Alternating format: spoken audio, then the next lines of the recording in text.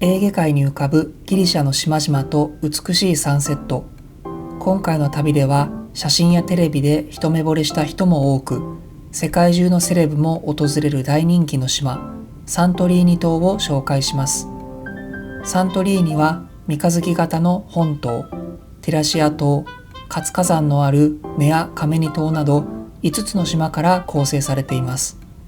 海底に沈んだとされる伝説のアトランティス大陸があった場所とも言われ、他の島とは違う不思議なエネルギーを感じる場所です。空港からは公共バスが運行していますが、ホテルに送迎サービスを頼むのが便利でおすすめです。空港から南にタクシーで15分のカマリーというリゾート地に宿泊しました。1部屋2人、朝食付き3泊で230ユーロと割安で、広々としたバルコニー付きでした。朝食は部屋に運ばれる形式で、部屋の中で食べるか、天気のいい日はバルコニーで食べると気分がとってもいいです。ホテルのすぐ近くにはカマリビーチがあります。カマリはおしゃれなリゾートタウンとして有名で、黒い砂と石が特徴のカマリビーチが観光客に人気です。4月はシーズンインして間もないので、観光客がほとんどいなくて閑散としています。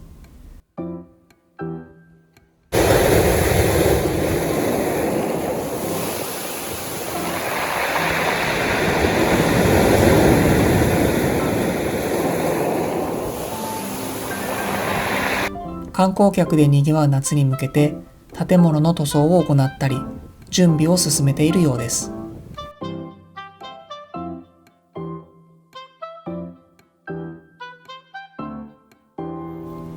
カマリからフィラに向かうバスの時刻表は時期によって変わりますので、バス停で確認することが必要です。バスに乗車してから係の人に運賃を支払う仕組みになっています。15分ほどバスに揺られるとフィラのバス停に到着しました。バスが完全停車したら、乗客が前方後方の2つの出入り口からバスを降ります。島の中心フィラにはホテルやレストラン、博物館、ショップが密集していて活気があります。まずはケーブルカー乗り場を目指して歩いていきます。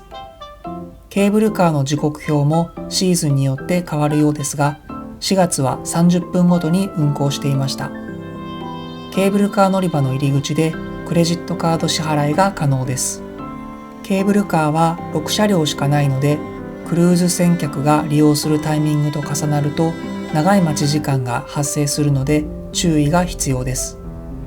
現在は港と町がロープウェイで結ばれていますが、少し昔までは200メートルも下の港からジグザグに折り返す階段を上るしかありませんでした。ケーブルカーに乗っている時間はわずか3分ほどで、あっという間に到着します。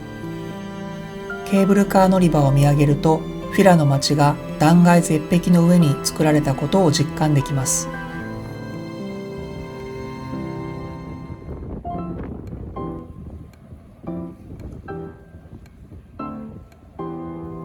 港を少し散策したら、ジグザグ道を歩いて登っていきます。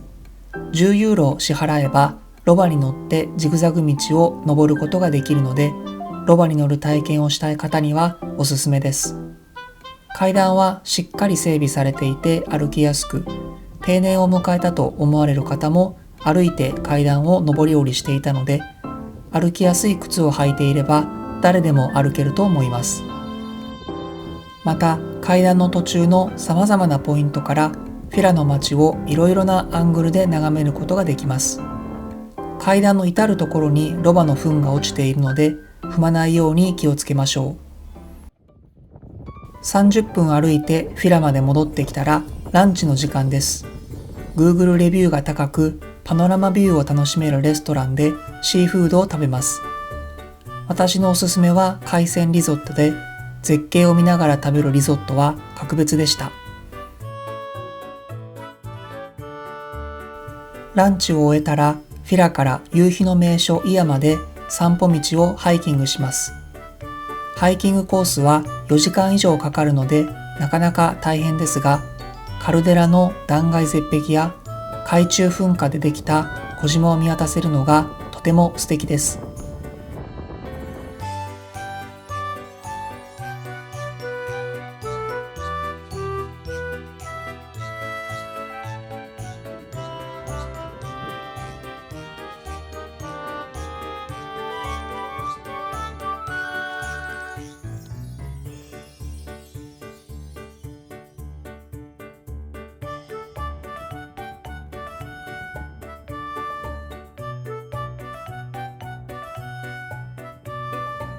静かでゴージャスなホテル、レストラン、バー、屋外シネマなども風景に溶け込み、時間帯や光の加減によって空と海の色が変化し、何度歩いても新しい感動があり飽きません。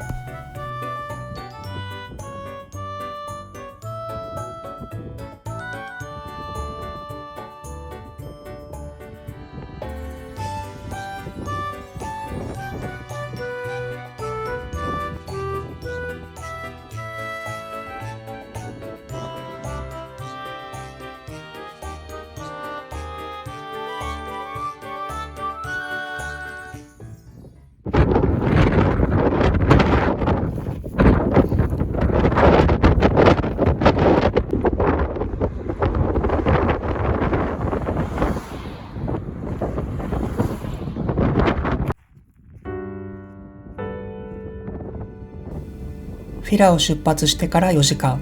ブルードームや夕日で有名なイアの町に入っていきます。イアの町は1956年の大地震でかなりの部分が崩れてしまい、当初ギリシャ政府は崩落の危険性から斜面に住むことを禁じ、上部の安全な場所に移転すべく開発を進めました。しかし長く培われてきたコミュニティの意識や将来の観光資源のために以前の斜面住居を修復しながら時間をかけて美しい街を再生する方向に転換されました。住民たちが何世代にもわたって建物を白く塗り続けたおかげで、青い空と紺碧の海に映える断崖絶壁の上に立つ白い街が出来上がったのです。私たちがテレビや雑誌で目にするサントリーニ島の美しい街並みはほとんどが嫌です。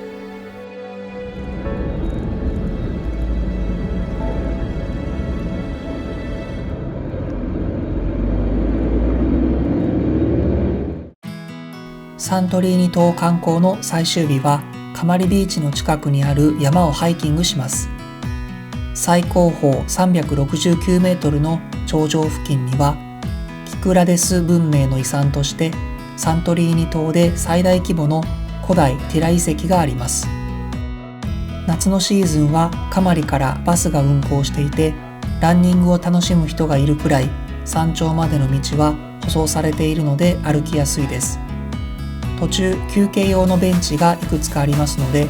疲れたら絶景を見ながら休憩します。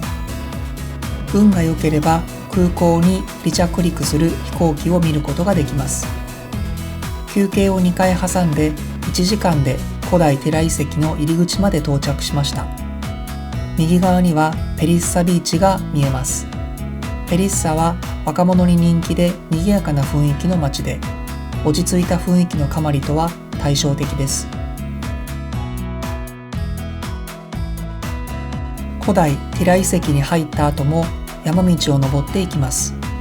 トイレが故障していて使えなかったので5分ほど登ったらすぐに引き返しました。